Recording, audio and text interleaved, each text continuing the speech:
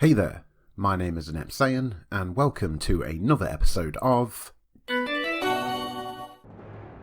Okay, so I'm about 95% sure that this video will perform terribly in terms of views because uploading a video to YouTube about Call of Duty will just immediately sink to the bottom of the sea of search results. But it seemed like an interesting pick for this series, so I thought, why not? Call of Duty has come a long way since its original entry in 2003, and I myself have played every single game except for this one. Being that I'm a fan of the franchise and always extremely curious about titles from this era, it felt like the perfect fit for my Does It Hold Up series. One thing I do want to mention up front is that this is the PC version, not the console port that came to the 360, and on top of that I also desperately need to mention that for the sake of authenticity, I decided to play this game using a mouse and keyboard, something I have very little experience with, so if it looks like I'm struggling at times, it's because I was. With all those disclaimers now out of the way, we can now jump in and try to answer the question, does it hold up? Call of Duty was the very first game from what was at the time a brand new development studio, Infinity Ward. The studio was formed by a small group of developers that had recently cut ties with EA due to being dissatisfied with their contracts after the release of the hugely successful Medal of Honor Allied Assault in 2002. Infinity Ward was part of the Activision family who wanted to make their own World War II first-person shooter and set off to make one of the most ambitious games in the subgenre to date. Needless to say, they achieved their goal, as it was not only one of the highest rated games of 2003, but also one of the best selling, and we all know how the story went from here.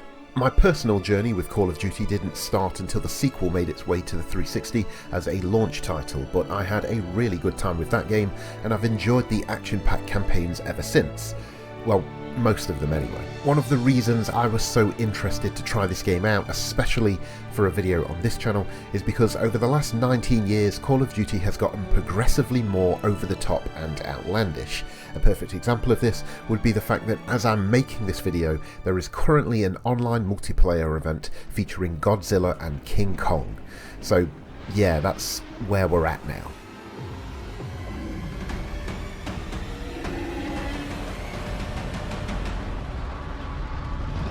The hardest part about talking about a Call of Duty game is stopping myself from just saying it's COD, so you know what to expect, because while there are so many elements to this title that have become so well known and still exist today, I will say that returning to the original is kind of refreshing. In terms of setting, it is very much a World War II shooter from 2003 and features what would become the usual campaign that puts you in the shoes of a few different soldiers in the American, British and Soviet armies. You know, it's a COD game, so no, I'm not going to say that. Look, all you really need to know is that you're out hunting Nazis and you're going to be running all over Europe to do so, and even though the characters have names, you don't actually interact with them in any meaningful way, so they're basically just there to bark orders. In fact, there was a point in the campaign where a quote-unquote major character didn't quite make it, but it was so unceremonious that I didn't even notice until one of the NPCs said so at the end of the mission. There isn't much story to chew on. I mean, you have the mission briefings and diary entries that pop up in between the missions, but that's just there to give you a little bit of context and flavour to all of the shooting that you'll be doing. So while I'd like to dive into the plot and the characters, it's really just a series of mission objectives that occasionally have a little extra explosive flair. In all honesty though, I wouldn't say that this is necessarily a bad thing, because it almost, whether intentional or not, gives the game an added dose of realism because it is so unglamorous. One of the reasons I said that this game was quite refreshing to return to is because it feels more like exaggerated realism rather than a full-on action blockbuster. This works for and against the game in many ways, because while the simplicity of the scenarios makes the game very clear and straightforward, it does also mean that because the campaign rarely switches things up in any major way, by the time you get to the end, you will definitely have had more than your fill of running around bombed out European villages and towns. What you have here is Call of Duty finding its feet, a game where the series is clearly trying to nail a few core aspects first before trying to do anything too crazy with its mission design.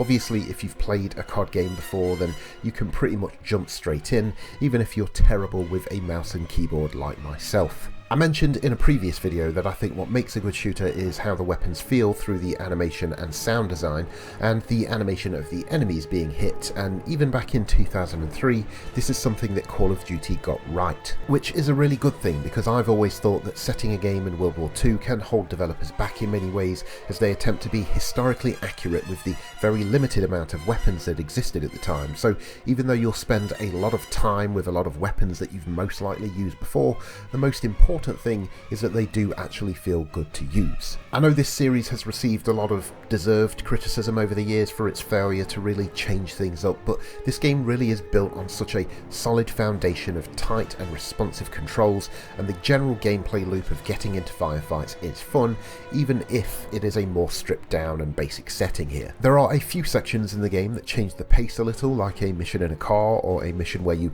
infiltrate a German warship, and these sections are fine, if not a little too lengthy or punishing. I will also say that there were some parts of the campaign where it seemed like the game was encouraging me to play stealthy, but as soon as one person sees you, they pretty much all see you, and it's nothing but the sound of gunfire from there. In later years, Call of Duty would develop a bit of a flow to most of its missions, which would result in some quieter moments at the start, maybe something goes wrong during the mission, and then you make an explosive escape. This early in the series, however, that's not quite the case, and although it does present you with the opportunity to use a little more strategy like flanking enemies and using suppressive fire, you're better off just running straight towards them and gunning them down. If I'm making this game seem overly simplistic, that is not my intent. I think what I'm trying to say is that Call of Duty always seems to try and make you feel like you're in a more complicated fight than you actually are, when in reality you just need to keep pushing forward. In some instances this is literally the case, and this is an element of the older games that I've always suspected but never actually confirmed, but sometimes it feels like no matter how many enemies you take out, the game keeps throwing more and more at you until you physically cross some invisible line in the map somewhere so it can recognise a checkpoint and start the next point in a sequence. On top of this, there are a couple sections where someone tells you that reinforcements are on the way and you just need to hold out. Then a 5-minute timer appears in the top corner as endless waves of bad guys just keep rolling in, and these sections are certainly the most tedious. In my own opinion, Call of Duty is always at its best when you feel like you have to be a little more careful, and one of the biggest differences between the first title in comparison to the rest, which I can't believe I haven't mentioned up until this point of the video, is that your health does not regenerate. For this first outing they went with a health pack system, which does add a smidge of tension and sometimes frustration. Health packs are very much a thing of the past, but not knowing where your next one is going to come from made me play slightly differently, but partly because the checkpoints aren't the best either. Luckily, the accuracy and intelligence of the NPCs isn't good enough to make this a frequent issue, at least on normal difficulty anyway, but playing a COD title where I felt like I needed to check corners and peek around walls did ground the experience somewhat. The accuracy and intelligence of the NPCs goes both ways though, so although your squad mates mean well and are clearly trying their best, their biggest contribution to the war effort is basically just being an extra target for the enemies so that you don't take all of the fire. They also get in the way quite a lot, which wouldn't be a problem except for the fact that it's World War II and everyone is wearing some blend of faded brown, green and grey, and it can get really confusing at times figuring out who's who in the more hectic moments, and this game is really strict when it comes to friendly fire.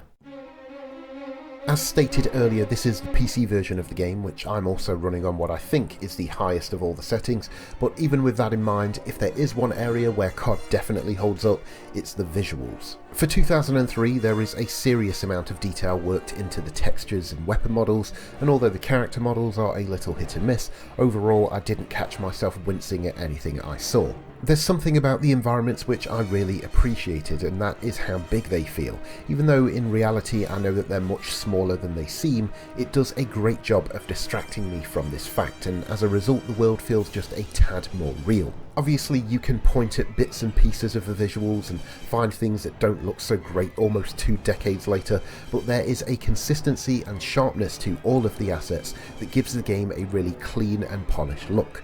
And apart from some sections where the lighting could have been better, I'd have to say that the graphics are probably the strongest part of this game now. Other highlights to the game are the thunder wrist sound effects, and I'll say this, if they were trying to make it so that gunfire dominates everything else and it's pretty much all you can hear, then they did an excellent job. The sound of the action even drowns out the minimal soundtrack, which when I did manage to listen to sounded good, although again this is early on in the franchise, so don't expect a game that sounds like every second of it is composed by Hans Zimmer. Voice work is also quite minimal. You get someone ordering you where to go, or the occasional teammate shout out, and it does its best to give the game some personality and character, but every time I did have to stop and listen to someone, I wasn't really drawn in. Instead, I felt like I was just waiting for their dialogue to end. It's not a huge disappointment, just something that could have been a little stronger. When trying to answer the question, does it hold up, I suppose the answer would be yes. However, a large part of that would be due to the fact that the Call of Duty series has changed so little since the original game, so the original doesn't feel like it's aged in the way that most games have from 2003. Really, the main things to focus on here is that it looks great and plays well, and it's not overly challenging, and it is a fairly straight-to-the-point FPS, so there is a good time to be had here. The areas in which it struggles are such things like variety, pacing and length, considering how many missions there are just straight running and gunning, considering there is very little enemy and weapon variety, and also considering that some missions really do drag on much longer than they need to. I feel like a few levels here and there could have been cut, and I would have had just as good, if not a better time. You most likely know what type of experience to expect if you've decided to get stuck into this one, but if you're wondering if the first game is vastly different from the rest of the series, then the answer is no. Should that stop you from giving it a try? No, not at all. Just be wary of the checkpoint system and you'll be fine. So, have you played this game? Did you like it, love it, hate it? Feel free to let me know in the comment section down below, and if you enjoyed this video and would like to see more, then you know what to do. That's going to do it for this video. I've been Inept Saiyan, you as always have been a wonderful audience, and I hope to see you again next time.